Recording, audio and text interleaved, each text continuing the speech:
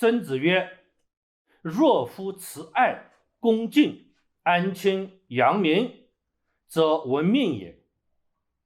敢问子从父之令，可谓孝乎？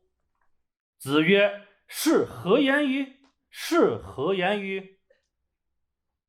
昔者天下有曾臣7人，虽无道，不食其天下；诸侯有曾臣5人，虽无道，不食其国；大夫有曾臣5人，虽无道，不食其家；士有曾友，则身不利于令民；父有曾子，则不陷于不义。故当不义，则子不可以不争于父，臣不可以不争于君。故当不义，则争之。从父之令，又焉得为孝乎？这才是孔子呀！不知道后世怎么人把一提到孔孟就把孔孟说的那么迂腐不堪，那么教条森严。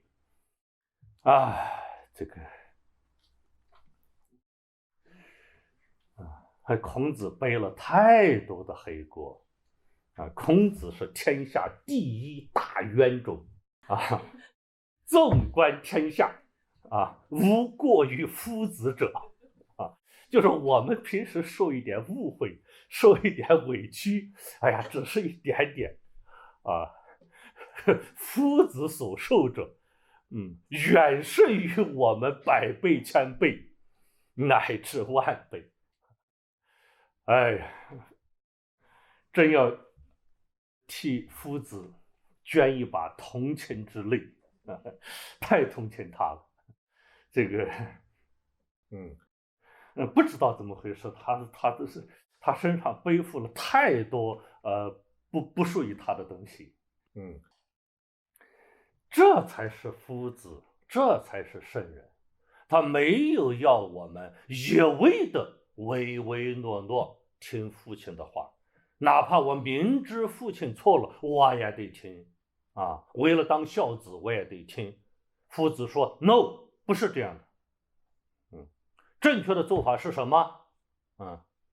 是据理力争是要讲理的。情固然重要，但不能以情害理。当情与理发生冲突的时候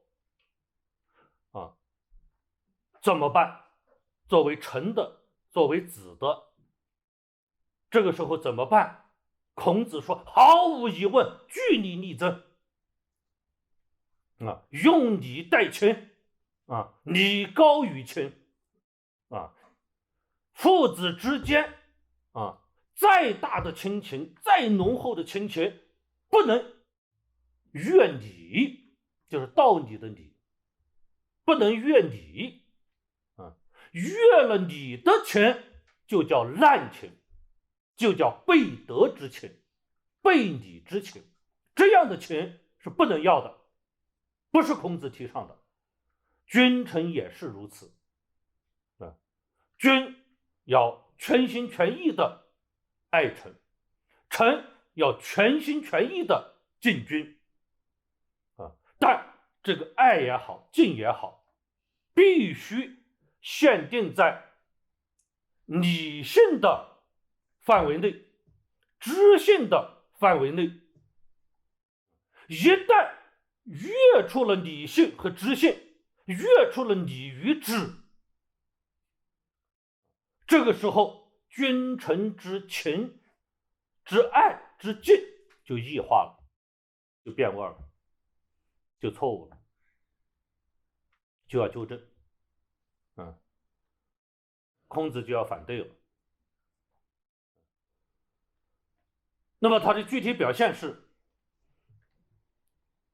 君王明明在一条错误的道上奔驰，明明下了一些错误的命令和指示，作为臣的要据理力争君王你哪里错了你这样下去会害己、害国、害万民，不可以。我身为臣，这是我的职责，我要据理力争，要纠正你，要告诉你为什么是错了。这就叫真诚。如果不争，臣明明知道君王这些指令全是错的，这些指令一旦实施下去，危害无穷，但是我就睁只眼闭只眼，我就唯唯诺诺，是好，我歌功颂德，太对了，武王圣明，圣明太圣明了啊！这不是一个合格的臣。你不敬爱你的君王，你对他的敬和爱是假的，不是真敬。如果你真敬爱你的君王，你一定是据理力争。据理力争是你表达你敬爱的重要表现形式。